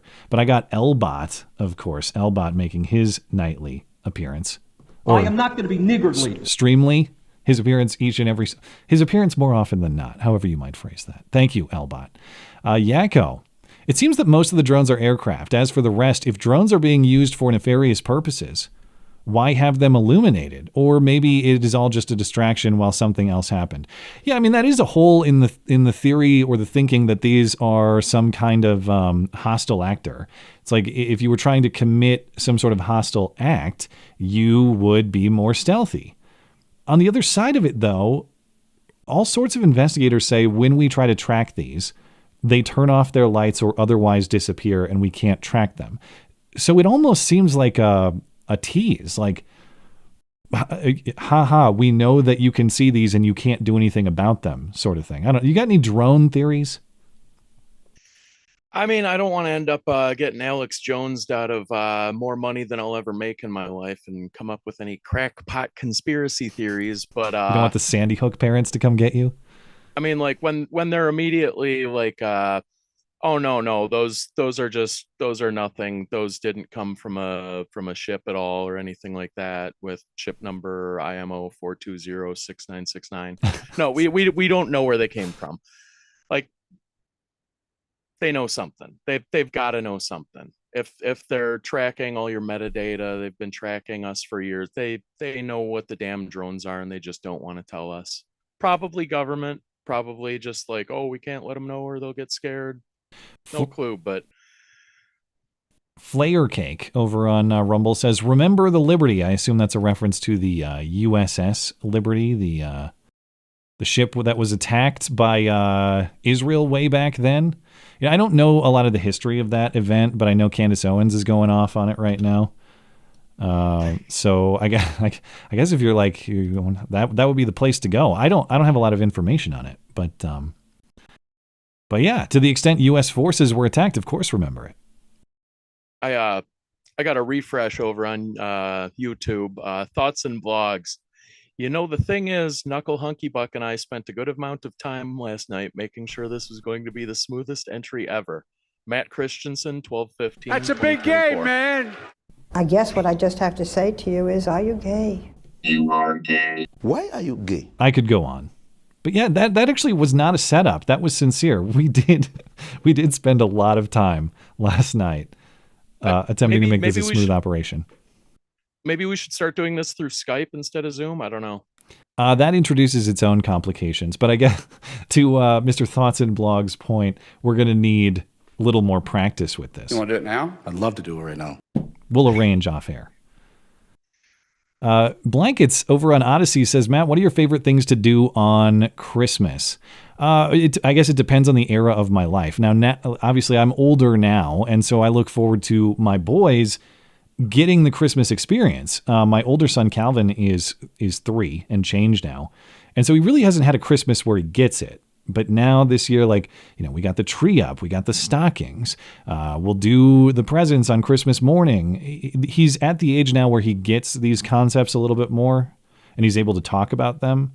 So this is going to be a lot of fun. And of course, it's last year, our youngest son was like 2 weeks old at Christmas too. So this is going to be a little more of a full family experience. And so in my adult years, that's what I look forward to. Now, when I was younger, of course, like the excitement of the Christmas present that you were looking for, to me, it was always like video game consoles. And I know, obviously, this is secondary. All this consumer bullshit is secondary to the point of the holiday, which is the birth of Jesus Christ. And that's going to be something that's new to me this year, too. My first Christmas with my newfound faith, my newfound declaration of following Christ. It matters for that reason. That's the primary reason it matters, of course. But looking back into my childhood, like present hysteria was what I remember the most. And it was always video game consoles. Sega Genesis, PlayStation, and Xbox, I think, were all Christmas presents, or at least some of them were for me. You got any good Christmas memories? I'm not really that big a fan of Christmas these days. It's just always so disappointing. Like ever since I moved out of my parents' house, it seems like every Christmas morning I run out excited to see what Santa left me under the tree, and there's nothing. And every time, like as I've gotten older, like when I go see him at the mall and tell him what I want, he just acts weird and standoffish and like, hey, dude, just I don't know what I ever did to Santa, but you're not the right demographic, I guess. Yeah. Maybe you'll have to become a mall Santa. I don't know. All right. I think we are all set. Let's see. Oh, he also says, do you like any Christmas music? You know what is elite Christmas music? In addition to like your classic Christmas carols, the Home Alone soundtracks. Elite Christmas music. You ever try that out? No, the Christmas music that I like, there's a band called Cassiotone for the Painfully Alone. I've heard of that, actually. Yeah. Okay. Way back in the day. You're talking to like high school me. I'm like, oh man, I know that. I thought it was a guy. It's actually a band. It's basically a guy. It's Owen Ashworth. He's a guy from Chicago, and he's since changed his name to Advance Bass. Okay. And he makes a lot of like Christmas songs. Like not half, but a bunch of his songs are called Christmas in Dearborn, Christmas in Milwaukee, Cold White Christmas in St. Paul. Those are some of my favorites to listen to around Christmas. There's also is it all that kind of like electronic stuff, or is he changed to genres these days? He's kind of evolved his sound. It's a lot less like lo-fi and a little bit more sophisticated, a little bit more developed, but it's still basically kind of the same sound. And then there's another band kind of more like garage punkish called like the Murder City Devils. I think I wore one of their shirts on stream a couple weeks ago. They have a song called 364 Days, which I love. The Smashing Pumpkins, Christmas Time. They did that on a very special Christmas 3, I think. A compilation album. Some like kind of more like indie alternative Christmas music that I like. Wow. Knuckles is a hipster. Now I know. All right. Hey. I was a hipster before it was popular. Sounds about right. Congratulations. All right, man. Well, actually, I do have one more, and then we'll let you go. Esoterica Unbound says, I've been surprised by the level of economic ignorance and moral retardation on display since the CEO shooting. Grow the fuck up, people. You want for higher right-wing death squads, this is how you get your 4 higher right-wing death squads. Well, that's the thing. Yeah, I mean, there's the morality, the base level morality of, is it right to shoot a guy in the back in cold blood or not, regardless of whether you like him, regardless of what you think of his business. But then there's kind of the practical concern of what kind of society are you cultivating by doing this? Because if certain people are justified in just cold-blooded murder, shooting people in the back on the street, we're going to have quite the world of chaos and insanity. So I hope you're strapped for that. I hope you're trained. I hope you're ready, because it's war all the time. Look forward to that if you think this is going to be some enlightened progressive utopia that you're building. I'd be lying if I were to say that my heart were absolutely broken. That if somebody got shot down on the street, at least it's an insurance guy. I've dealt with insurance companies. I had a bad back for years, and in 2020, they ended up dropping me. The workman's comp insurance ended up dropping me, and trying to suggest that it happened. Like I had to get a lawyer and everything, and like the one function that an insurance company serves is to pay for something that you can't afford. And that's what you've been paying for the whole time. And then as soon as you need them to pay, they don't want to serve the one function that they're supposed to serve. Cucking for Luigi. Get out of here. Cucking for Luigi. Move on. Now, of course, I can sympathize with the situation. I'm sorry to hear that. But all right, man. Appreciate you stopping by. Anything you want to say before I let you go? Yeah, just a quick suggestion. I'm too busy right now this time of year and not motivated enough to do it, but I had a funny idea for a Photoshop if anybody wants to do one while it's still relevant. When I heard the name Luigi Mangione, I thought it would be funny if somebody Photoshopped Luigi from Super Mario Brothers, obviously, into this position, holding a flugelhorn. It's kind of glared. Oh, there you go. Yeah, like Chuck Mangione. Yeah. Okay, wait, he's holding what? What do you want him to hold? It's a flugelhorn. Yeah, but what do you want Luigi to hold? Just a flugelhorn, probably, or whoever decides to Photoshop it. If somebody does, I think it would be funny. Consult Grok. Consult the Twitter AI. They'll do it for you. Oh, okay. I haven't really. Do I have to start a Twitter account to do that, though? Probably. That's another hurdle. Don't try doing it. That's for experts only. You might die if you attempt it. Anyway, thank you for your time. Have a great evening. All right. I'll see you next time. Thanks for putting up with the duct tape connection. I'm a knucklehead at times. All right, there he goes. Knuckle Hunky Buck. We will come back to your, or I will come back to your chats as soon as I get through a few more topics here. Thank you guys for your patience. And of course, thanks for supporting the show. I'll have to just circle back with you. What do I have? Oh, actually, because I have a topic for later, that personal story I mentioned, it's actually a little bit early. It is time for Hoax Hate. And now, the nobody saw it happen, but it's totally a product of Trump's America Hoax Hate Crime of the Week. Ah, shit, it's backwards. You think they'll notice? In Beverly Hills, California, a high school fashion design teacher is suing the school district over discrimination and racism claims. Why? Because on Election Day, students paraded through the school celebrating Trump. Mob of kids, just so many kids outside my door. On Election Day, a group of students with MAGA hats and a Trump flag roamed down the hallway of Beverly Hills High School. I'm going to tell you how scary it was. Teacher Bella Ivory says the group of students tried to enter her classroom where there were several black students. Some of the students were shouting, Kamala, as they walked down the hallway. The profanity towards our vice president, who is part black, combined with students congregating in front of my classroom, increased my fears and also the students' fears who were locked inside that room with me. Bella's attorney has filed a formal complaint with the Beverly Hills Unified School District.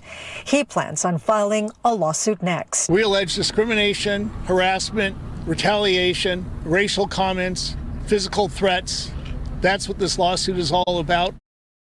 Apparently in that room that the pro-Trump students were passing there, you saw in the video, Bella, if not at that exact time, maybe at that exact time, but during that day, Election Day, Bella Ivory was leading a black student union meeting, and the meeting was terrorized by this Trump flag and some pro-Trump words. Now, the question is, why is she suing the school district for something that students did, supposedly?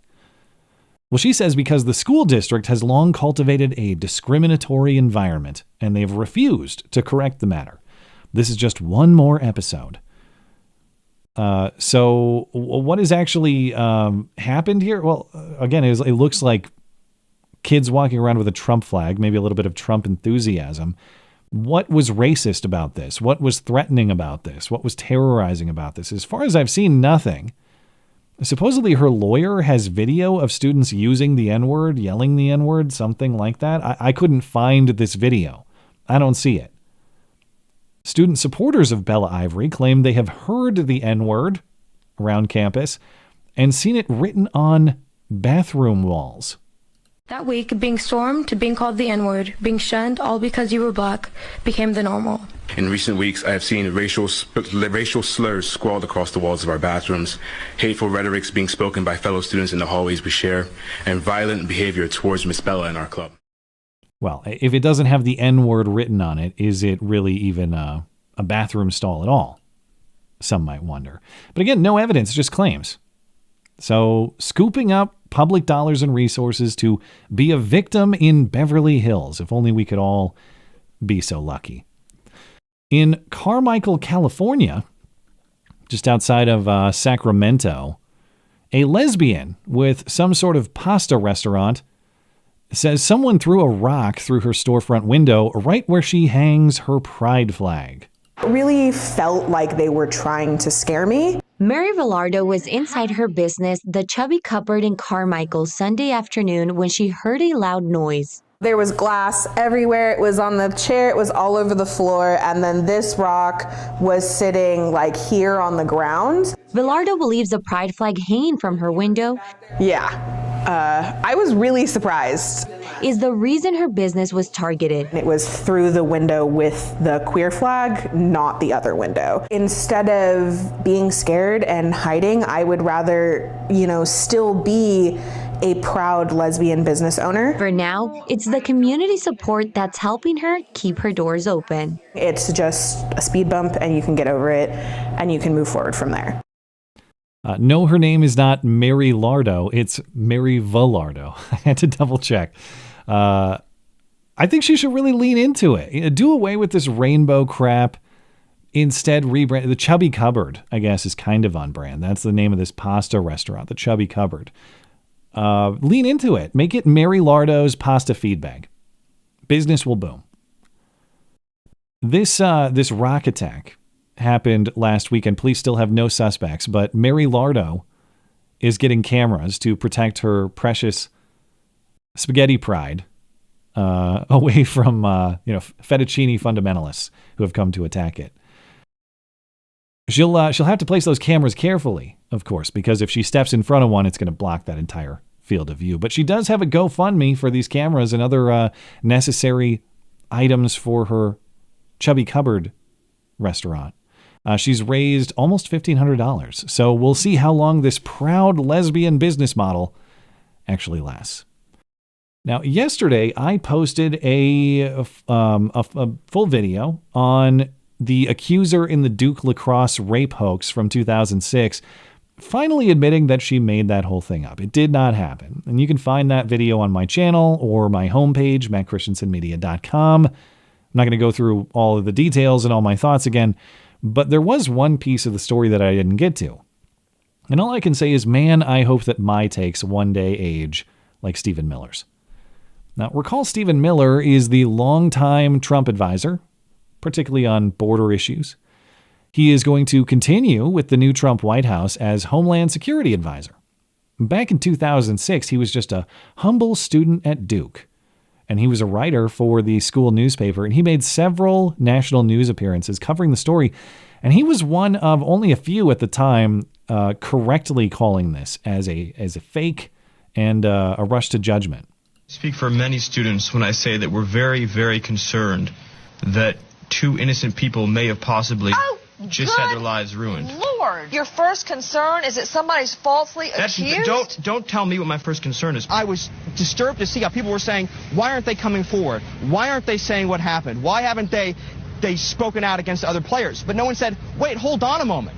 What if they're innocent? What if they didn't do anything wrong? But it's also freedom of speech. People have a right, just like you're expressing your opinion. They do, but it was prosecuted as a witch hunt from the beginning. People presumed their guilt, and in America, we don't do that. Well, you have a situation here where, like a lot of college campuses, you have this segment of professors that's very powerful and very, very far to the left. And for the first time, a lot of students, and in a way the American public at large, saw the depths and the ferocity of that radicalism. And for the professors, for the first time, they were confronted about their radicalism, and now they're all running for cover, because if you take a professor that signed that ridiculous ad and sat them down and gave them even the most mild interrogation, they would fall apart. You could have had a situation where they might have said, all right, look, we rushed to judgment, we thought something happened, it looks like absolutely nothing happened now, we made a mistake, we shouldn't have done it. But instead, they're standing by their original statement, which speaks to the fact that for them, this was never about what happened to this particular woman according to her testimony, nor was it ever about these players. It was always for them about their political agenda. And their political agenda has been from day one to make a big issue out of racism and gender and class warfare. Yeah, sounds familiar. And of course, he deserves tons of credit for that. As I said, I hope my takes age so gracefully. It's a badge of honor for him. The truth is, if people had just exercised a basic level of skepticism, presume innocence, ask questions before assigning guilt, that case was nonsense from the start. It didn't take some special decoder glasses for Stephen Miller to do that. It just took him committing to base level principles, like maybe we should expect evidence. Maybe we should presume guilt before evidence is provided. Or maybe we should presume innocence, rather. Did I say presume guilt? It's that time of night. Maybe we shouldn't assign guilt to people unless sufficient evidence is provided. And it never was in that case. He's exactly right. If you poked that story just a little bit, the whole thing fell apart. As I talked about in the video that I posted yesterday, the accuser, she told dozens of different versions of that story. And she was doing that right away. It's not like that happened over the course of years. Right away, she had different versions of the story. There were two strippers there at the lacrosse house party at Duke. And the other stripper the whole time was saying, I don't know what she's talking about. That rape thing is made up. It didn't happen. I was there the whole time. I took her away from the scene. She didn't get raped. Could have listened to her. Those dead giveaways for hoax and fake, they were there the whole time. It was just, those who bothered to search for them were the only ones who were able to collect them. Credit to Stephen Miller. He did that. Now, we all know, speaking of racism, we all know there was so much racism in the 2024 election. That's probably a big reason that Kamala lost. Racism. Especially inside the Kamala campaign, apparently. Because everybody who, at least the people in positions of power, maybe even the candidate herself, they were racist. That's why the campaign performed so poorly. This, according to some staffers on that campaign, speaking as part of a New York Times report this week, black staffers were just horribly treated by Indian supremacist Kamala Harris. Part of the reporting here, an internal survey commissioned by the Harris campaign also found that black staff members were frustrated with campaign leaders and felt that their ideas were ignored at a rate far higher than their peers. Now, I'm sure the exact opposite was true. I'm sure that, like, if you're black, you get an automatic promotion was the case in that place. I all but guarantee it. But they're going to complain about it otherwise. Some complained of outright racial discrimination. Again, I'm sure. Ironically, apparently, according to the reporting, one of the biggest concerns allegedly ignored by the higher-ups in the Kamala campaign and Democrats in general was that Democrats were wrongly taking black voters for granted. Now, it looks like a lot of that turned out to be true. You had, I can't believe deploying Michelle Obama or Barack Obama to lecture black people about how they owe Kamala Harris their vote on account of their race, that wasn't a successful strategy. You think you're owed their vote on that basis, and you don't owe them actually a good argument or a compelling vision for the future. So what this amounts to with the Kamala campaign here, you got black staffers unhappy with presumably a lot of black leadership who are working for a black candidate, black asterisk, Indian supremacist candidate. And they're ignoring black people in black neighborhoods. So it sounds like a lot of people with a lot of fingers to point running out of places to point them, but they're going to point them regardless. Racism is just like life in Jurassic Park. It finds a way, and it did in the Kamala campaign as well. Now, as many of you who listened to this show, its current iteration, the past iteration, if you've listened for a long time, you know that my wife and I have had some trouble finding a suitable pediatrician for our kids. This is personal story time, so bear with me, but I think it's worthwhile. Many of the pediatrician options that we have consulted insist on some sort of political display, front and center at the practice. So at our first place, we talked to a pediatrician. She was wearing pronouns pinned to her shirt. Okay, I'm out there. But truth is, I shouldn't have got that far, because even going into the appointment, there was a trans pride flag in the lobby. And this, in their defense, this was June. It was Pride Month. But I kind of knew it was over there, because if you believe in the insanity of all of this gender delusion, and you're going to put that front and center in front of my kids as a precondition to get health care from you, you're not caring for my kid. I'm out. I can't trust you to make any decisions as it relates to the health and welfare of my child. See you later. Didn't go back. So a year ago, my younger son just turned 1 on the 10th. So this week, it was a year ago that he was born. We found a new place to go. And we found this new place at the time my son was born, December 10th last year. And we had good luck with it. There, of course, any place, there are going to be things here and there that you don't necessarily like people wearing masks. Small things, small nuisances here and there I wasn't thrilled about. But no overt politics. And really for me at this point, and I actually said this with the pediatrician that we met at the time, it's not that you have to believe. She had asked why we decided to come there. And I said, well, frankly, a lot of other places seem to be doing two things. Number one, they're putting irrelevant political messages in our faces, which we don't appreciate because we're not here for a political discussion. And number two, a lot of other places have applied pressure to us for things like, frankly, vaccines, that they expect us to take a particular course of action with our children. I told her, it's not that we're anti this or pro that, or you must believe this or that, but what we want is no politics front and center because it's irrelevant to the care of our children, and a doctor who fundamentally believes in the concept of informed consent. To the extent that you're a doctor, Neil deGrasse Tyson, I welcome your opinion. Whatever you have to say about this or that, I will gladly listen to. But when I make a decision as the father of these children, you as the provider have to respect that. And she agreed. And she's done a great job for a year. It's not what happened in this instance has nothing to do with the doctor. And we would have continued to go see that doctor.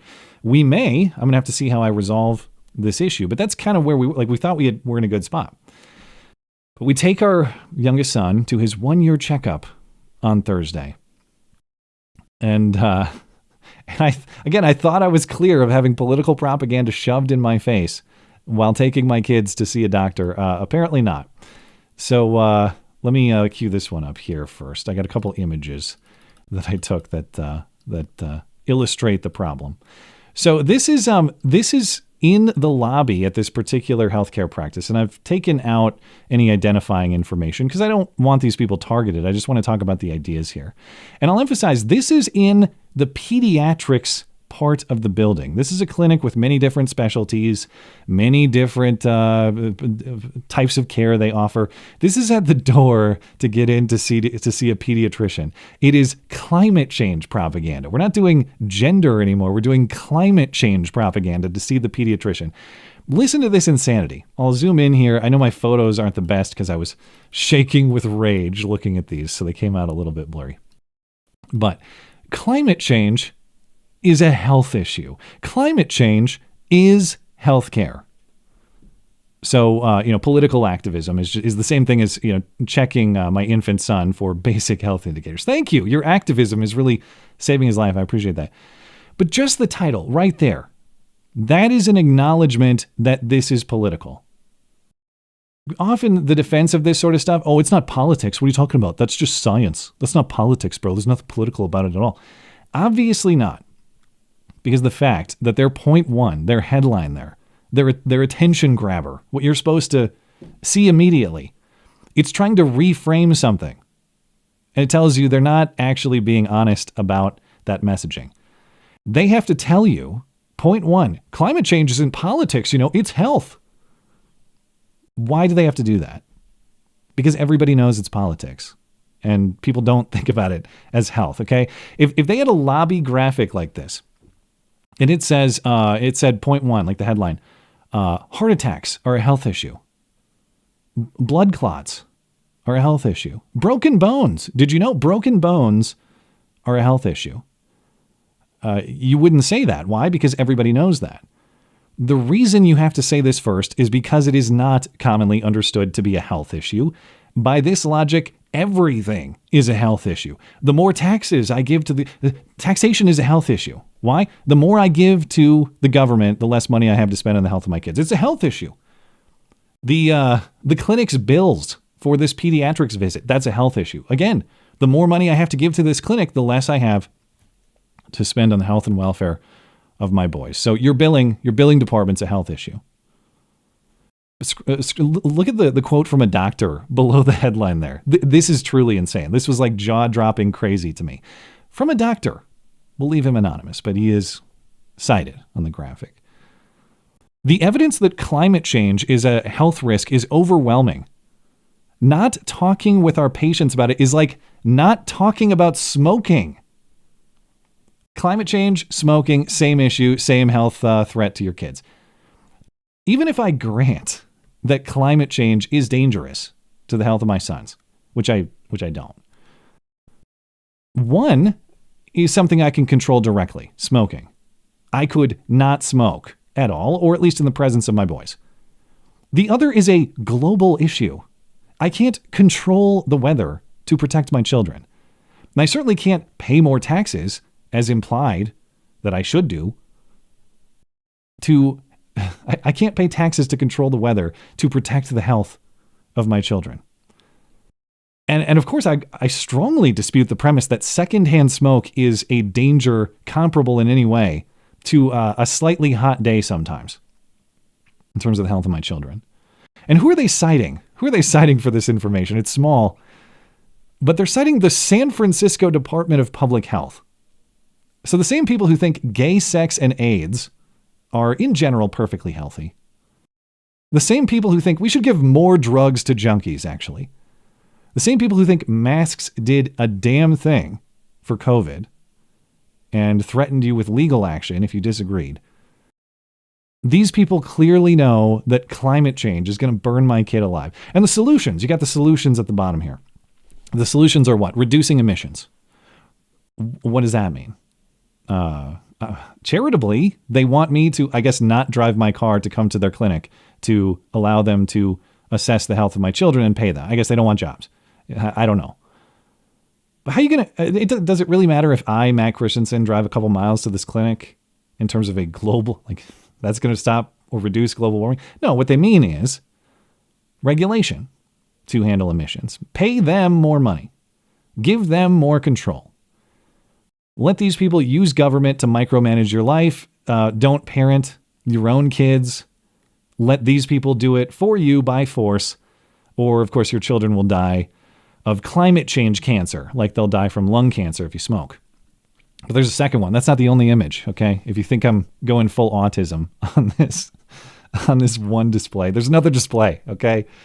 Let me zoom in on this one, too. Again, a little bit blurry because my rage shakes couldn't do any better. Let me see if I can get this in any closer here. Headline here. Pregnancy is predictable. A changing climate increases unpredictability. Pregnancy is not unpredictable, actually. It's very predictable. It follows a uniform set of stages. It is a uniform process. The reason they're in business is because pregnancy is so predictable, actually. They know exactly how pregnancy goes. That's why people pay them for their pregnancy-related services. They're very good at predicting how it will go, despite their fear-mongering here. Climate change and your baby. Let's look at the points. Research has found a correlation between maternal exposure to temperatures higher than 85 degrees for more than 2 consecutive days and congenital heart defects in babies. Now, I will note that the state of California, where the San Francisco Department of Public Health, in their infinite wisdom, they reside there. Now, San Francisco is a little cooler than the rest of the state, of course. But California, the most populous state in the country, average July temperature of 86 degrees. So in other words, watch out for summer, might kill your kid. Watch out for summer, going to give your kid some sort of heart defect. By the way, that's been true forever. Summer average high, July average high in California, 86 degrees. The danger zone. That's been true forever. So how did moms of yesteryear, the moms of the gold rush, how did they manage to have healthy kids without all this modern technology if it was so dangerous? How about, hey, if it's hot, stay in the shade. Hey, if it's hot, stay inside with the AC. Problem solved. But this is the part that really pisses me off, as though the rest of it didn't.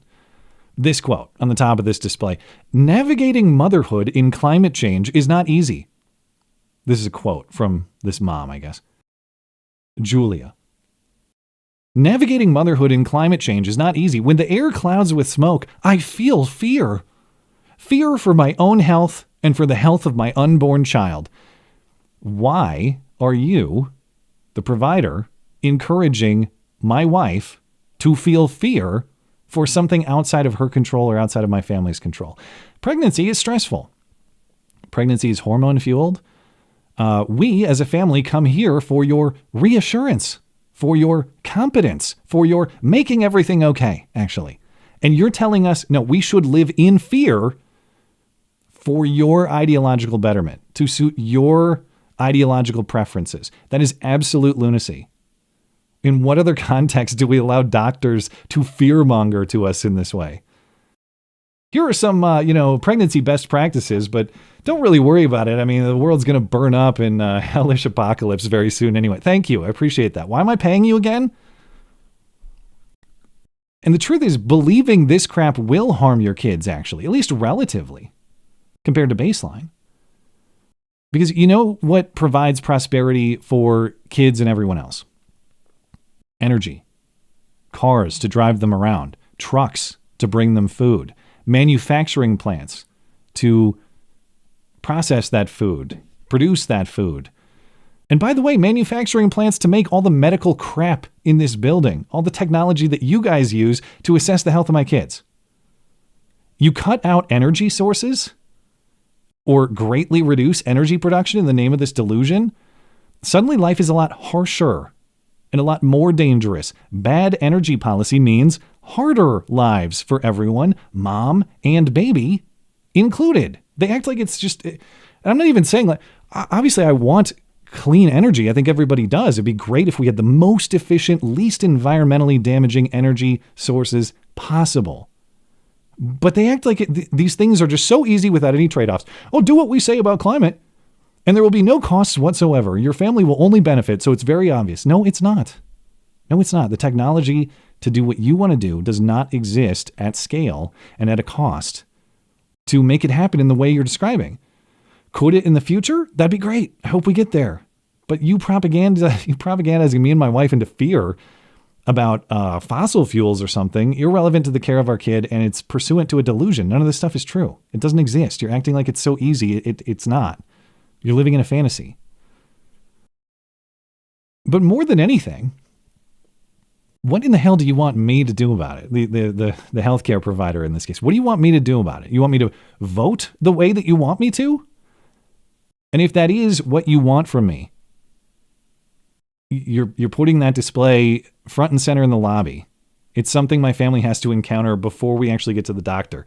What is that telling me? It's telling me that you think it is more important that I vote in agreement with you, or at least it's an important precondition that I be propagandized pursuant to that, than it is for you to do your job and provide care for my kids, regardless of my beliefs or regardless of my actions outside of this clinic.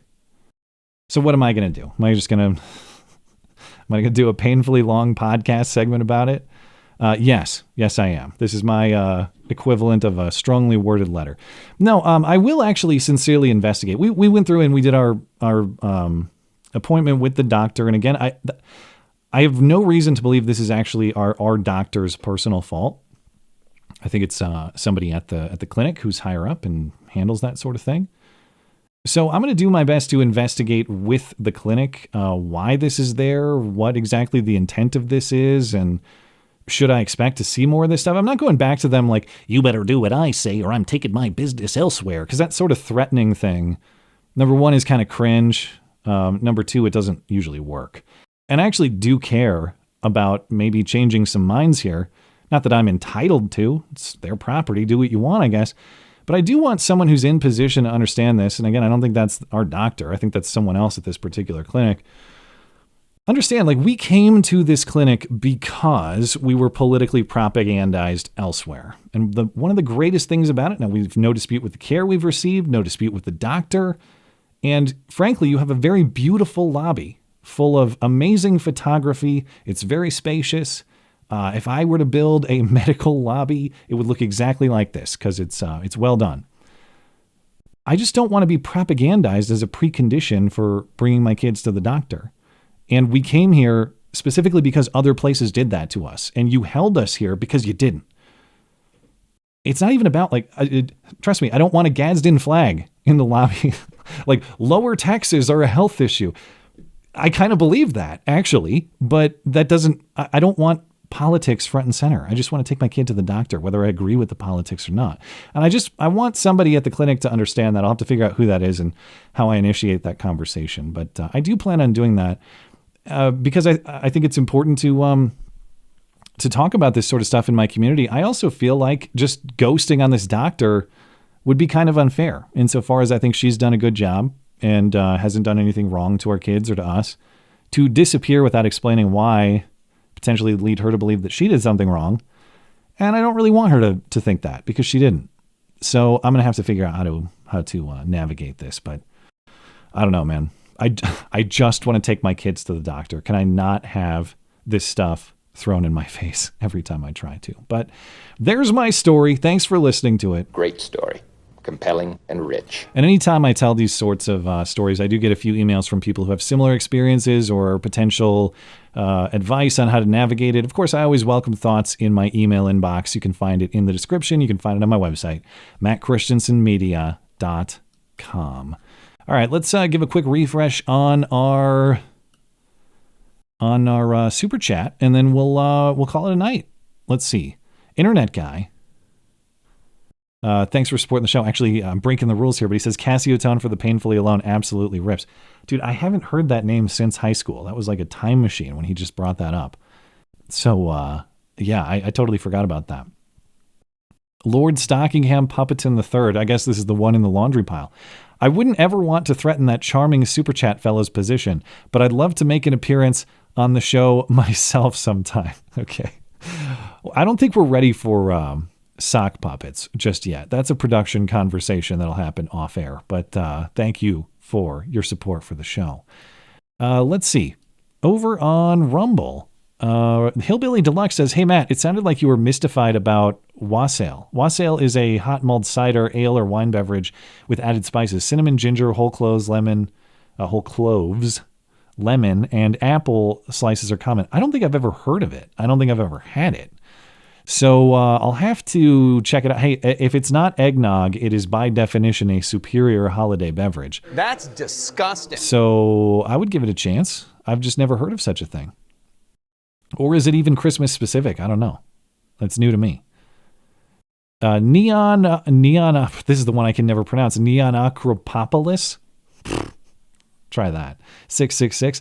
Fear for the unborn child. I believe they mean fear for their unevacuated cluster of cells. That's true. I didn't even pick up on that. Yeah. Oh, the danger for my unborn child. That's quite the admission, isn't it?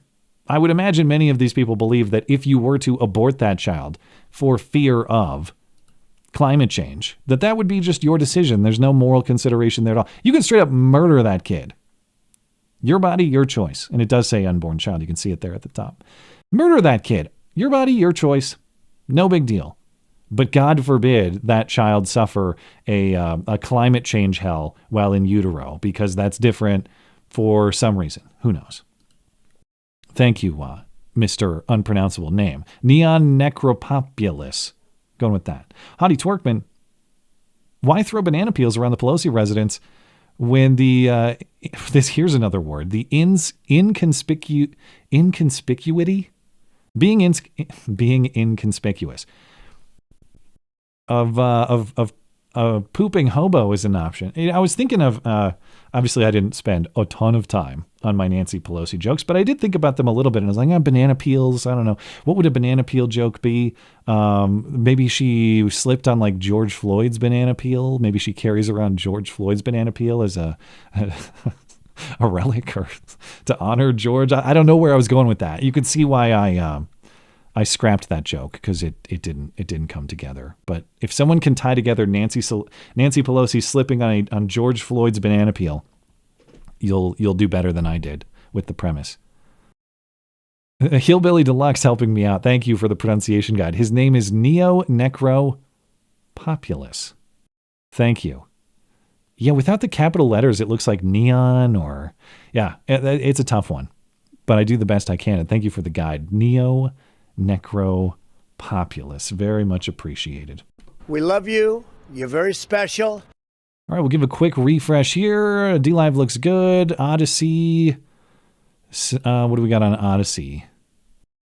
We got some more stuff from Blankets, various memes. Thanks for supporting the show. We got to Christmas music. Jesus Christ with Pepe's on. Normally I don't pull these pieces of AI art from the chat because that's kind of difficult to do. But this has got to be blasphemous, and this is why we need to shut down AI immediately. But we've got AI art of Jesus Christ sharing Christmas gifts with Pepe over in the chat on Odyssey, and I don't know. Sometimes technology goes too far, I guess.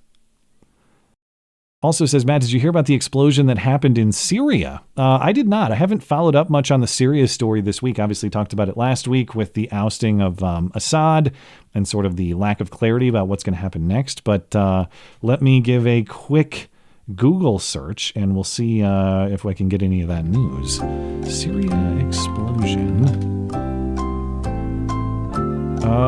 Some kind of... Israeli bomb dropped on Syria? When was this? Must be just now because it's dated December 16th, which in my time would be tomorrow. Israel drops earthquake bomb on Syria. Explosion gets registered on the Richter scale. According to a war monitor group, the military sites located in the coastal Tartus region were targeted by what was one of the heaviest strikes in the Syrian area in more than a decade. Israeli warplanes launched strikes targeting a series of sites, including air defense units and surface-to-air missile drops, said the Syrian Observatory for Human Rights, which is called the heaviest strikes in Syria's coastal region since the start of strikes in 2012. Is this real? This looks like a mushroom cloud. Is this verified? With a lot of... Okay, let me say that like anytime we see war footage live, or not live, obviously, but like in the moment, a lot of the times these things aren't what they claim to represent. So with caution, I'll play the video. But I mean, that's like mushroom cloud type stuff. I don't know. It's not nuclear, obviously, but if that's authentic and if that is what it claims to be, that does look like a hell of a bomb. Anyway, consult your local news source before you take my word for it, because that is breaking news. And I haven't had time to look into it myself, but it does look like a hell of an explosion. All right. Thank you, Blankets. Appreciate it. And I think we are all set. We're good on Rumble. We're good on Odyssey. We're good on DLive. Good on Tippy and YouTube. So we will call it a night. Thank you kindly for stopping by. I appreciate your support for the show. If you're a super chatter, thank you for contributing to the live production. If you're just watching live, thank you for contributing to the live production. Appreciate you. If you're listening later on demand, thank you kindly as well for listening and supporting the show. Thank you to Knuckle Hunky Buck and his super chat assistants. Thanks to producer Tim for his help this evening, as always. If you'd like to find more to listen to, by the way, head on over to my website, mattchristiansenmedia.com. Look for the podcast page. It's linked right there on the homepage. And you'll find not just the video show, you will find the audio show, too, if you prefer audio podcast listening. Anything else show-related, mattchristiansenmedia.com is where you find it, or mattis.gay if you prefer brevity. I'm back on Wednesday this week. Hope to see you then. Have a great night and a great week. Until then.